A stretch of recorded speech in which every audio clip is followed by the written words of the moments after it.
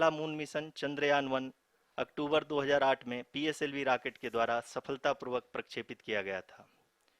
चंद्रयान-1 ने चंद्रमा के सतह पर पानी की खोज करके पहले ही इतिहास रच चुका है।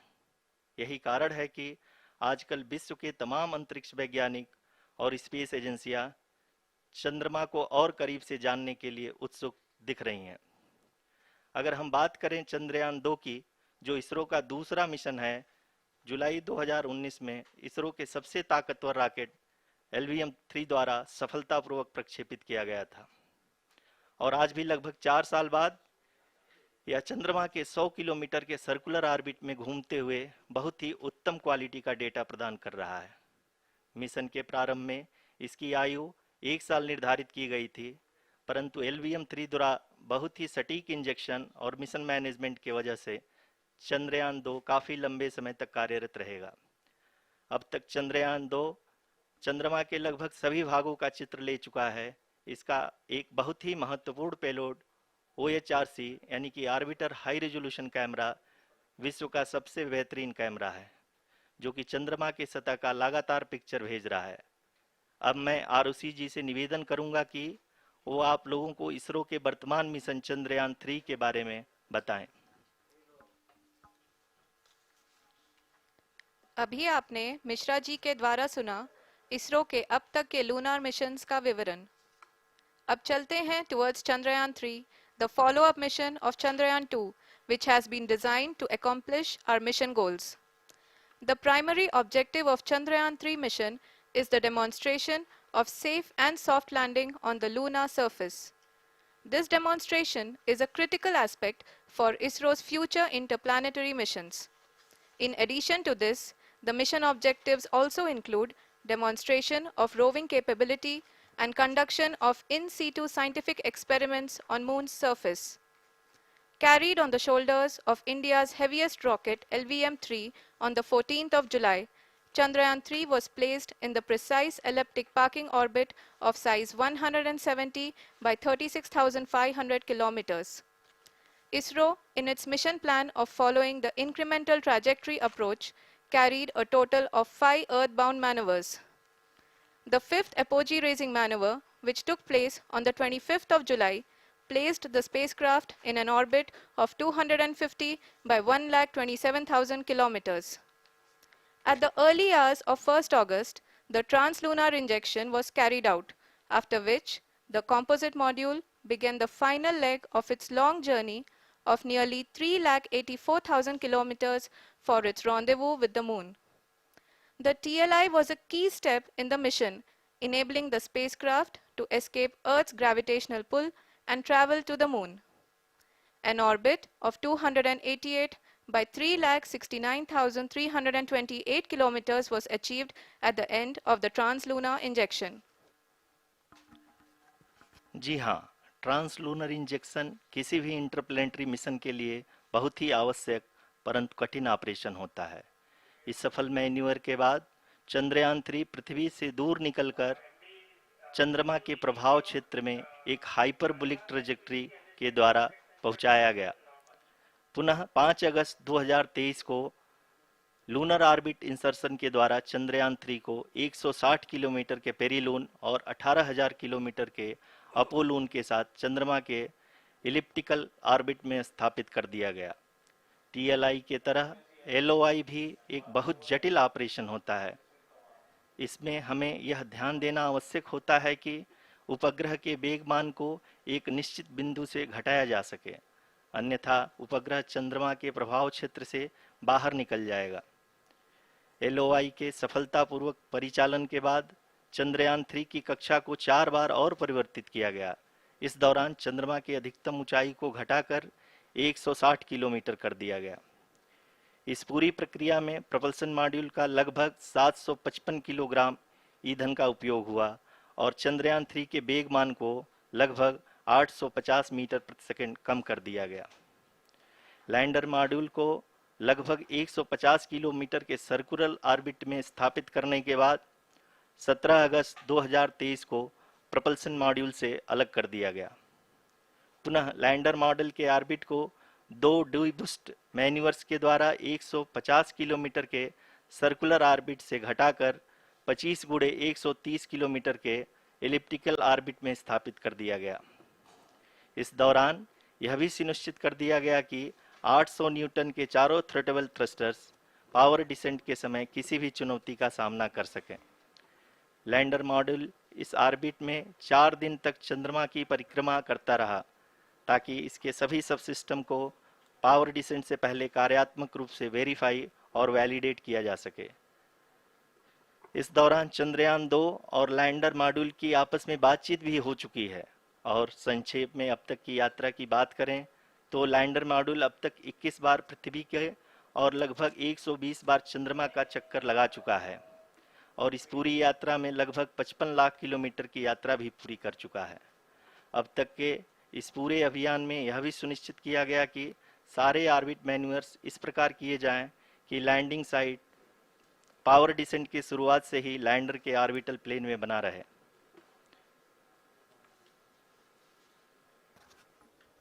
Make it further That is true complicated. indeed. We have arrived at the crucial juncture wherein the orbit plane contains the desired landing site at the start of powered descent. We are also happy to announce that live images from the Chandrayaan-3 lander imager camera is being received continuously. The demonstration of soft landing on the moon's surface is no ordinary feat due to the innumerable challenges and complexities involved. The lander velocity has to be killed from nearly 6,048 kilometers per hour without any aid from the thin and tenuous moon's atmosphere. The lunar dust at the time of landing and the craters and boulders scattered over the moon's surface make it further complicated to achieve this. The new and improved Chandrayaan-3 design has been built after envisaging all the scenarios which the lander module can encounter. With several software improvements, provision for full-level redundancies, a plethora of special tests, namely the integrated hot test, integrated cold test, and lander leg drop tests were carried out for the lander module. The success of these tests has provided great confidence in the performance of all the onboard sensors, propulsion system, and associated guidance, control, and navigation algorithms.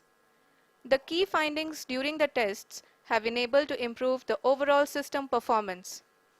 The largely unexplored south pole of the moon has been chosen as the intended landing site since there is a possibility of finding ice and other minerals which would be vital resources for future explorers. Apart from continuing investigations pioneered by Chandrayaan-1 and Chandrayaan-2, the Chandrayaan-3 mission will also provide invaluable data to the science community around the world. Let us give our viewers a glimpse on the configuration of Chandrayaan-3 mission.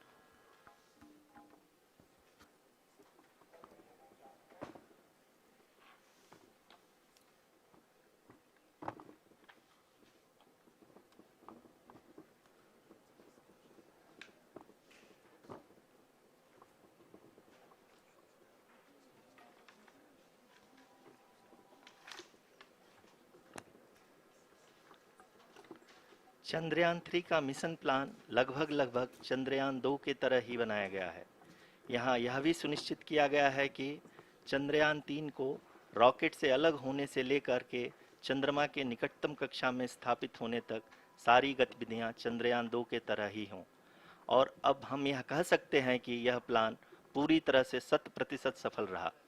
हालांकि lander module के sensors और propulsion system को इस तरह से मजबूत किया गया है कि लैंडर पावर डिसेंट के समय किसी भी आपदा से बाहर आकर के मिशन के मुख्य उद्देश्य को पूरा कर सके। इस क्रम में लैंडर के मुख्य सेंसर्स कारा, लासा, LHBC, LDV और LHDAC का कार्यात्मक परीक्षण भी किया जा चुका है। LDV जो कि पूर्णतः स्वदेशी तकनीकी से बनाया गया एक नया सेंसर है, इसका मुख्य कार्य लैंडर के वेलोसिटी को तीनों अक्षों में कंप्यूट करना है। पावर डिसेंट के दौरान लैंडर के सटीक पोजीशन और वेलोसिटी का ज्ञान होना बहुत ही आवश्यक है। लिराप यानी laser inertial referencing and accelerometer package इस कार्य को पावर डिसेंट के दौरान बखूबी निभाएगा।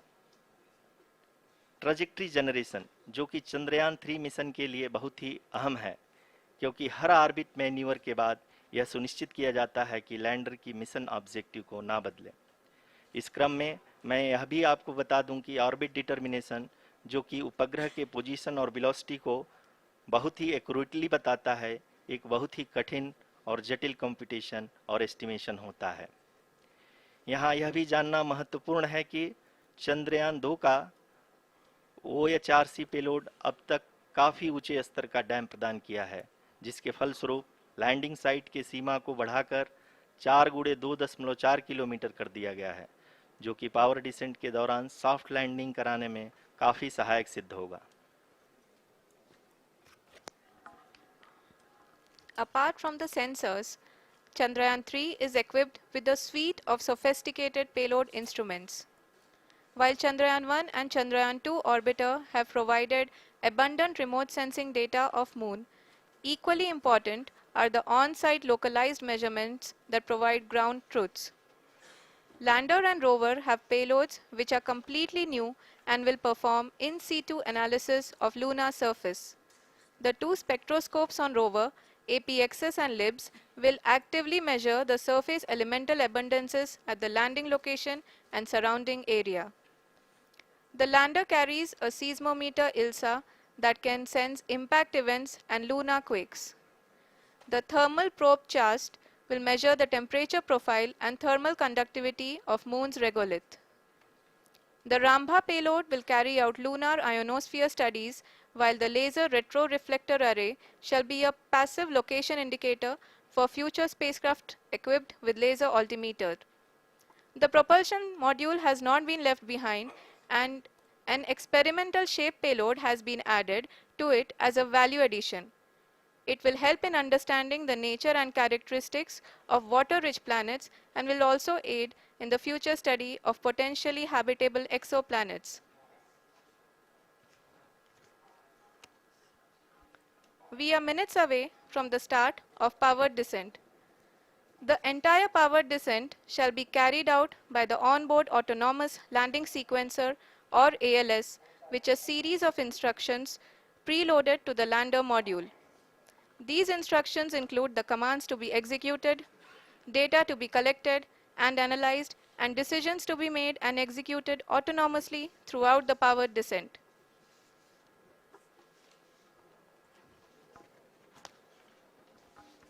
जी हाँ, अब हम पावर डिसेंट के बहुत ही करीब आ चुके हैं। हम आपको बताते चलें कि पावर डिसेंट को कुल 4 चरणों में बांटा गया है। सबसे पहले आता है रफ ब्रेकिंग फेज, जिसमें लैंडर की ऊंचाई को चंद्रमा की सतह से 30 किलोमीटर से घटाकर 7.4 किलोमीटर कर दिया जाएगा। इस पूरी प्रक्रिया को पूरा करने में लगभग 11.5 मिनट लगेगा और इसका समानांतर वेग 1680 मीटर प्रति सेकंड से घटाकर 358 मीटर प्रति सेकंड हो जाएगा। We have continuous flow of lander telemetry data from ISRO's Deep Space Network IDSN-32 located in Belalu, Bengaluru. The data is being acquired real-time by station and is flown to the Mission Operation Complex through our communication links. In addition to it, we also have support from ESA and JPL DSN stations. There will be no ground intervention once the ALS takes charge. The preparation for today's event had started 48 hours before, wherein various pre-selections and uplinking of parameters for the autonomous landing sequence were carried out. The whole descent is divided into 4 phases: the rough braking phase, the attitude hold phase, fine braking phase, and the local navigation phase or the terminal descent phase.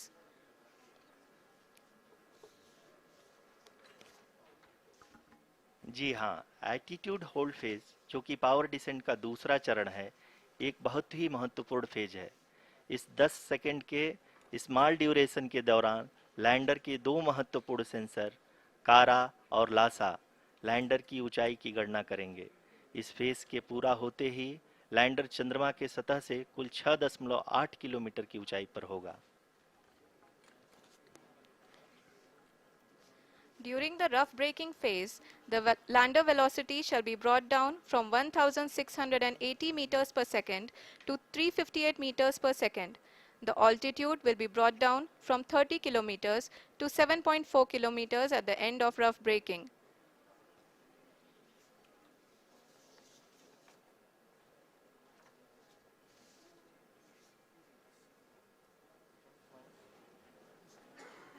Currently, we can see the scientists are analyzing the lander data.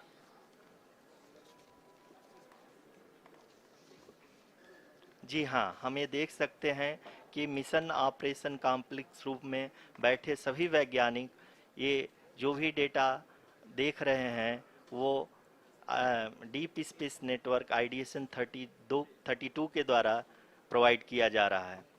और अगर हम अब बात करें power descent के तीसरे चरण का, जो कि फाइन ब्रेकिंग फेज होगा, जिसमें लैंडिंग साइट से जस्ट 800 मीटर की ऊंचाई पर वर्टिकली होगा।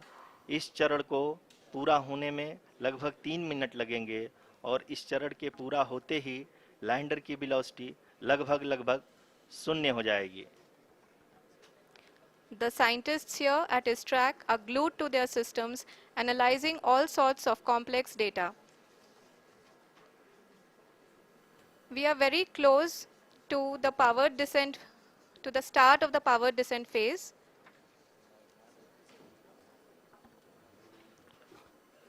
जी हाँ, अगर हम अब बात करें पावर डिसेंट के चौथे और अंतिम चरण का, जो कि लोकल नेविगेशन फेज या टर्मिनल डिसेंट फेज भी कहा जाता है, इस दौरान लैंडर के 2 इंजन बंद कर दिए जाएंगे और लैंडर के सेंसरों द्वारा इसके हाइट और वेलोसिटी की गणना इनर्शियल नेविगेशन को भेज दिया जाएगा।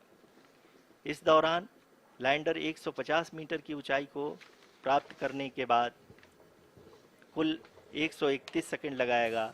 इस पड़ाव पे आने के बाद पुनः लैंडर 22 सेकंड के लिए हॉवरिंग करेगा।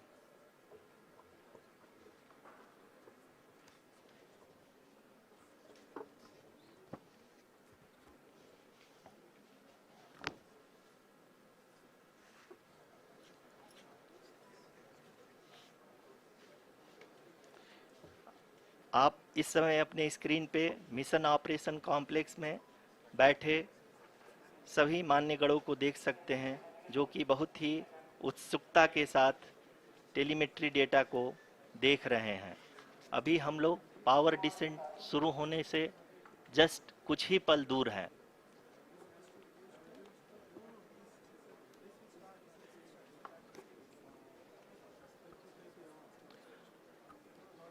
पावर डिसेंट शुरू होने में लगभग 30 सेकंड ही बचा है और हमको ये सारे data mission operation complex room में आईडीएसन 32 के द्वारा, जो कि लगातार लैंडर के कनेक्शन में बना हुआ है, प्रदान कर रहा है।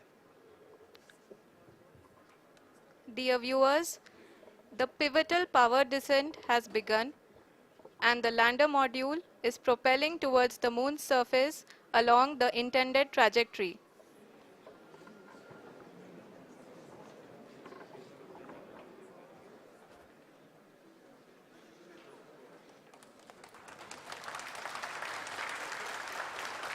जी हाँ, अब हम देख सकते हैं रफ ब्रेकिंग फेज की शुरुआत हो चुकी है।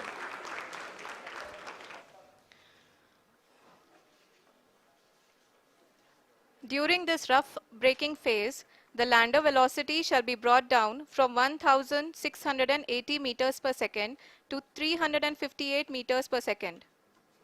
The altitude will be brought down from 30 kilometers to 7.4 kilometers at the end of rough braking. All this in the duration of 690 seconds or 11.5 minutes. Currently, the Laser Inertial Reference and Accelerometer package (LIRAP) is aiding in the navigation. जी हाँ, अभी आप अपनी screen पे देख सकते हैं कि lander अब तक कुल 191 किलोमीटर हॉरिजेंटल दिशा में चल चुका है और अभी तक इसकी वेलोसिटी लगभग 31 किलोमीटर बनी हुई है।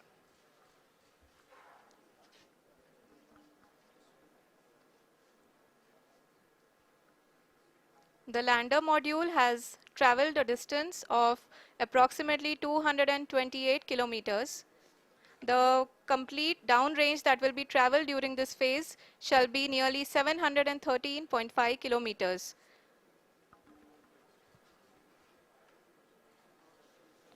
जी हाँ, कुल 745 किलोमीटर के इस रफ ब्रेकिंग फेज में आप देख सकते हैं कि हम लोग लगभग लगभग अपनी यात्रा 20% कंप्लीट कर चुके हैं।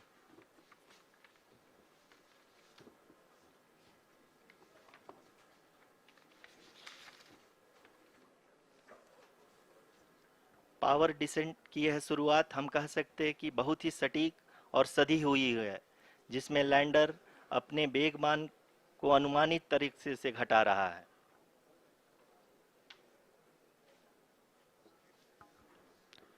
The altitude of the lander module will reduce from 7.4 kilometers to 6.8 kilometers during the next phase, which is going to be the attitude hold phase. We can currently see that the altitude of the lander module is nearly 31 kilometers. Arushi अभी हम इस ground trace को देखते हुए कह सकते हैं कि रफ ब्रेकिंग फेज की शुरुआत बहुत ही अच्छे तरीके से हुई है। आप ये देख सकती हैं कि जो भी प्रोजेक्टेड ग्राउंड ट्रेस है उसी पे अपना लैंडर मॉड्यूल आगे चलते हुए बढ़ रहा है।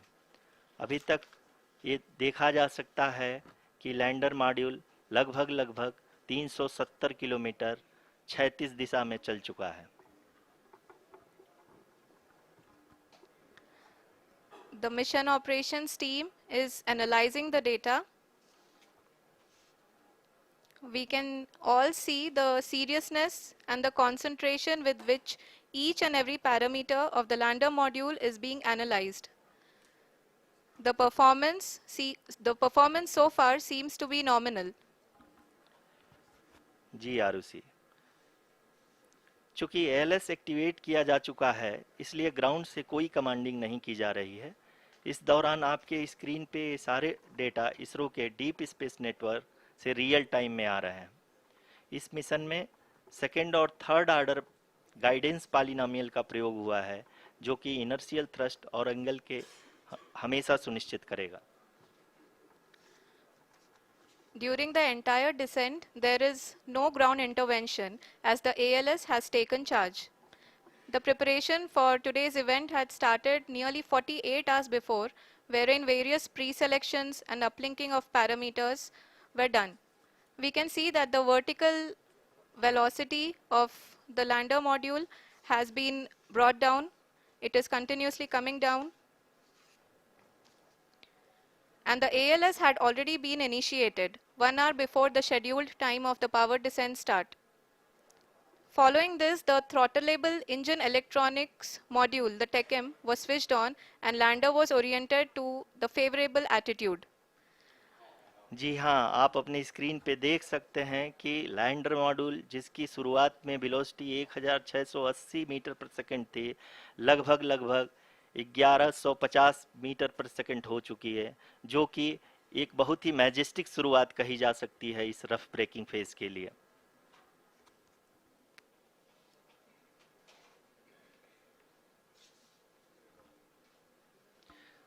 यहाँ पे मैं आपको ये भी बताते चलूँ कि आप अपने स्क्रीन पे देख सकते हैं कि द लैंडर मॉड्यूल का आल्टीट्यूड धीरे धीरे अब कम होता हुआ दिख रहा है, और जो कि एक्सपेक्टेड भी है। अभी हम बात करें करंट आल्टीट्यूड की, तो जो कि 28.6 किलोमीटर के आसपास है।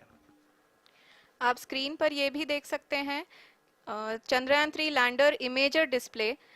The lander imager is continuously taking photographs of the moon's surface, and that is also being streamed here.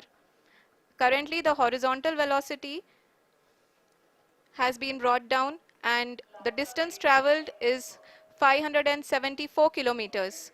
The current altitude is 27 kilometers as can be seen on the screen. जी हाँ, करीब अपने आधे सफ़र को पूरा करते हुए इस रफ ब्रेकिंग फेज में लैंडर बहुत ही आगे की तरफ बढ़ते हुए अपनी ऊंचाई को घटा रहा है। अगर अब बात करें तो लैंडर की ऊंचाई चंद्रमा के सतह से लगभग 27 किलोमीटर से नीचे हो चुकी है, करीब 26.7 किलोमीटर के आसपास है। The next phase after the rough braking phase is the attitude hold phase, which will be for a duration of nearly 10 seconds. The lander will be oriented such that both the altimeters will be looking exactly towards the moon's surface. At the end of this attitude hold phase, height measurement update to navigation system will be given from the laser and car band altimeters. Currently, we are in the middle of the rough braking phase. जी हाँ, अगर हम ध्यान से देखें तो लगभग 8 minute की यात्रा के बाद लैंडर अपनी हॉरिजेंटल वेलोसिटी को लगातार कम करते हुए अपनी ऊंचाई अभी की ऊंचाई के समय 24 किलोमीटर की ऊंचाई प्राप्त कर चुका है।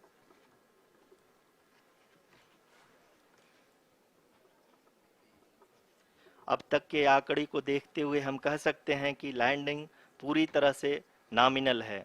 यहाँ पर हम देख सकते हैं कि हॉरिजेंटल वेलोसिटी लगातार कम होती हुई दिख रही है।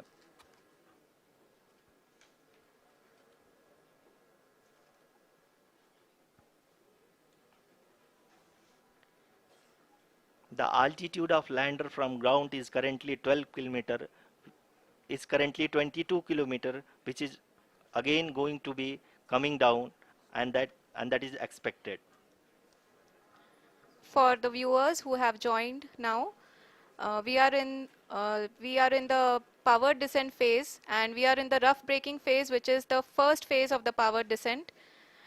We have currently traveled a downrange of 697 kilometers, and the downrange that has to be traveled during this phase is 713.5 kilometers. जी हाँ, अभी आप देख सकते हैं कि लैंडर की हॉरिजेंटल वेलोसिटी लगभग 720 मीटर प्रति सेकंड हो गई है। लगभग हम ये कह सकते हैं कि 900 मीटर प्रति सेकंड वेलोसिटी को कम किया जा चुका है।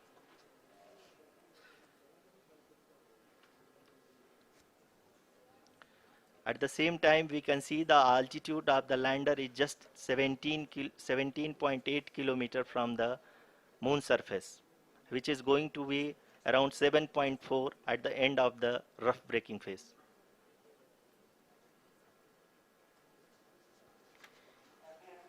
इस फेज के बाद हम जाएंगे towards the attitude hold phase, where we will be expecting sensor update from the laser and car band altimeters.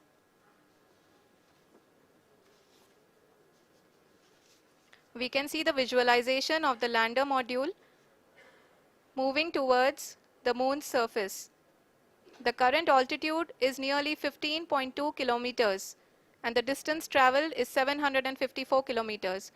We can also see the image that the lander imager camera has been providing. जी हाँ, इस rough breaking phase के दौरान 800 Newton के चारों throttle engine अपने कार्य को पूरी तरह से अंजाम दे रहे हैं और लैंडर के हॉरिजॉन्टल वेलोसिटी को लगातार कम कर रहे हैं। अब तक लैंडर लगभग अपने 75 से 80% की यात्रा को पूरा कर चुका है।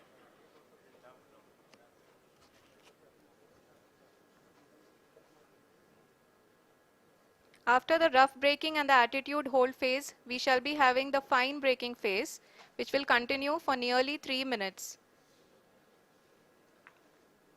The whole phase is being driven by the autonomous landing sequencer, and there is no intervention from ground. जी हाँ आरुषि, अभी आप अपनी स्क्रीन पे देख सकती हैं कि जो करंट आल्टीट्यूड है चंद्रमा के सतह से लगभग 10 किलोमीटर के आसपास है। जी हाँ, हम अपने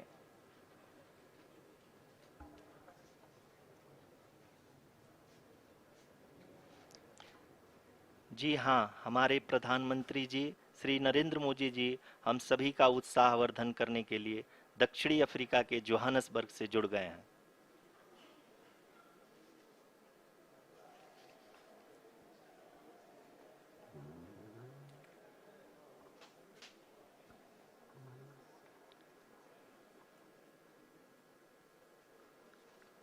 Yes, we are privileged to have with us Honorable Prime Minister of India, Shri Narendra Modi ji, who has joined us from South Africa's Johannesburg to encourage us.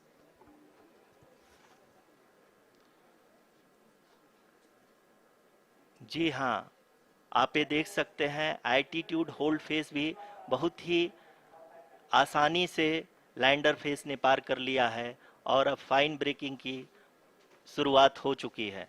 अभी हम ये देख सकते हैं कि लैंडर की ऊंचाई लगभग 5.6 किलोमीटर है, जो कि इस फेस के उपरांत लगभग लगभग 800 मीटर हो जाएगी।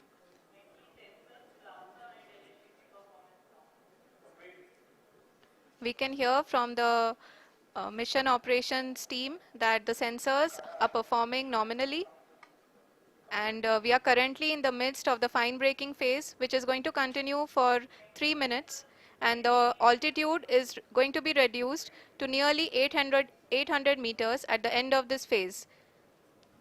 जी हाँ, जैसा कि आरुषि जी ने बताया कि लगभग 3 मिनट के उपरांत लैंडर की हाइट लगभग 800 मीटर वर्टिकली होगी और यहाँ पे लैंडर की horizontal velocity, vertical velocity, even down range भी लगभग लगभग शून्य होगा। We can see the visual of the lander module, and we can see that the downrange traveled is nearly 831 kilometers.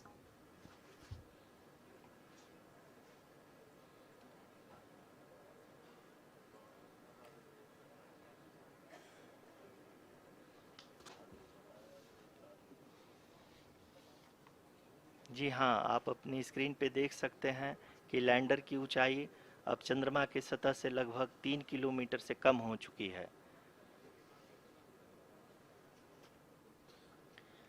We are very close to the moon's surface, nearly 2.6 kilometers as we can see.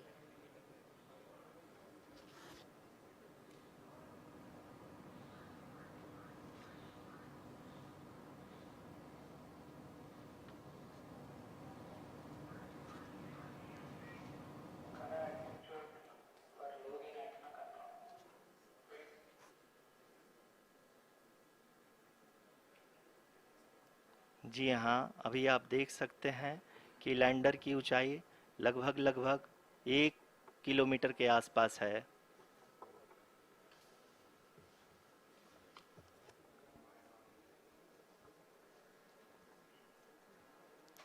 We are nearing the final phase of the power descent, which is going to be the vertical descent phase or the local navigation phase. जी हाँ, अब हम fine breaking wave के एकदम करीब आ चुके हैं। हाँ, आप तालियों के गड़गड़ाहट से सुन सकते हैं कि हम लोगों ने तीसरे चरण को भी बहुत ही सफलतापूर्वक हासिल कर लिया है और अभी हम वर्टिकल डिसेंट फेज में आ चुके हैं, जिसकी शुरुआत भी बहुत ही अच्छे ढंग से हो चुकी है।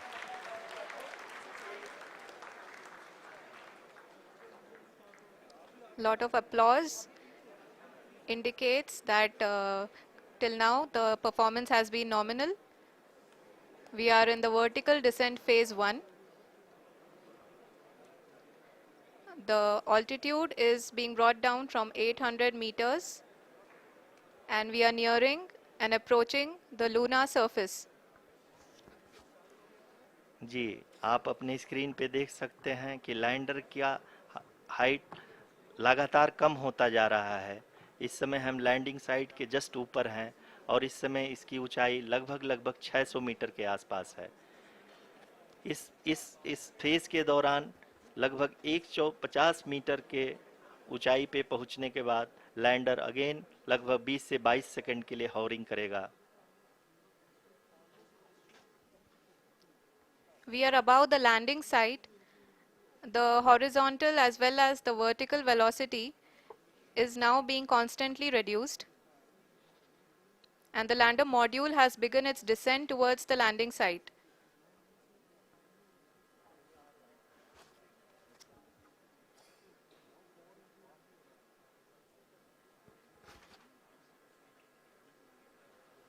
जी हाँ, आप अपने स्क्रीन पे देख सकते हैं, ये जो पथ निर्धारित किया गया है, लैंडर पूरी तरह से उसी को ही फॉलो कर रहा है। इस समय हम लगभग 200 मीटर की हाइट से भी कम आ चुके हैं।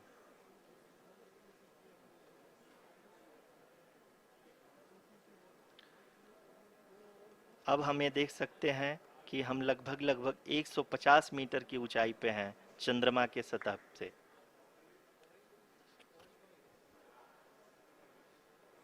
We are approaching the vertical descent phase 2, which will have the lander module hovering at nearly 150 meters above ji the हाँ। lunar surface. जी हाँ, आप इस तालियों के गड़गड़ाहट को सुन सकते हैं, जो कि सेकेंड हाइब्रिड फेज के कंप्लीट होने के बाद इन सारे वैज्ञानिकों के द्वारा की जा रही है।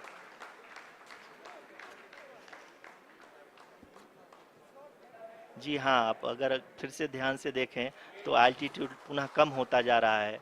अभी हम लोग लगभग 135 मीटर की ऊंचाई पे हैं। The sensors that are updating at this point are providing confirmation of the safety of the landing site. As expected, the retargeting is going on and this is a very good signature for the lander. अभी आप ये देख सकते हैं कि lander की ऊंचाई लगभग 65 मीटर के आसपास बची हुई है।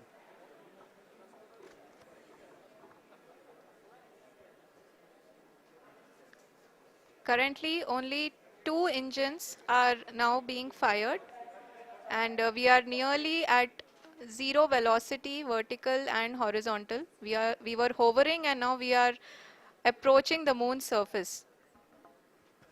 धीरे धीरे लैंडर की वेगमान को कम किया जा रहा है और हम अब लगभग 50 मीटर से भी कम आ चुके हैं। We can see the Honorable Prime Minister, Shri Narendra Modi ji, who is here to encourage us, and he is critically looking at the visuals.